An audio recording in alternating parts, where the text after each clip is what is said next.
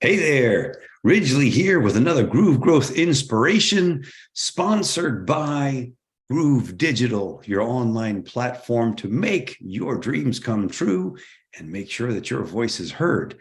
And this one is titled Hidden Greatness. The old man shuffled down the aisle. He dragged his left foot behind him as if weighted down by an iron shoe. In his arms, he carried a clipboard full of papers. He approached the podium, set down his materials, paused, reached inside the pocket of his jacket, and pulled out his eyeglasses, a thin pair of wire rims that perched on a huge beak of a nose. He hurried not at all.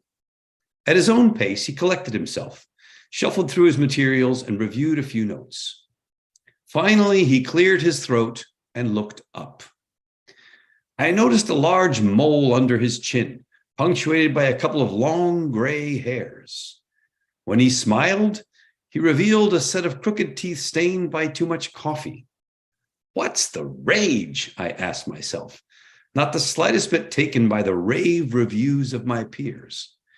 The old man reminded me of an absent professor from a forgotten age, a character that stepped out of an old black and white movie and seemed decades misplaced. He panned the room twice, methodically, then leaned forward and began a story. From that moment forward, time stood still. The man's deep baritone voice took me on a human journey, so engaging that when he grinned one final time to say goodnight, I felt a vast sense of sadness, as if my best friend were offering last goodbyes. How could it be over? I puzzled in disbelief, almost depressed. The old man ambled down the corridor and out the door. Gone. I sat in my chair and allowed my sorrow to slowly morph into wonder. For 90 minutes, I witnessed greatness, a storytelling giant with a knack for painting pictures and evoking emotions unlike any other. A true master. I felt an inner glow as I recalled the hilarious moments when I had to grip armrests to avoid falling on the floor from laughing so hard. I chuckled again and again, unwilling to leave the auditorium. I looked around and saw many others still glued to their seats. As I walked through the parking lot to my car, I reflected on how mistakenly my first impression had typecast this man. I chastised myself for jumping to judgment prematurely. In self-reflection, an insight flashed through my mind. Most great people lack perfection. They don't fit the made-for-TV mold.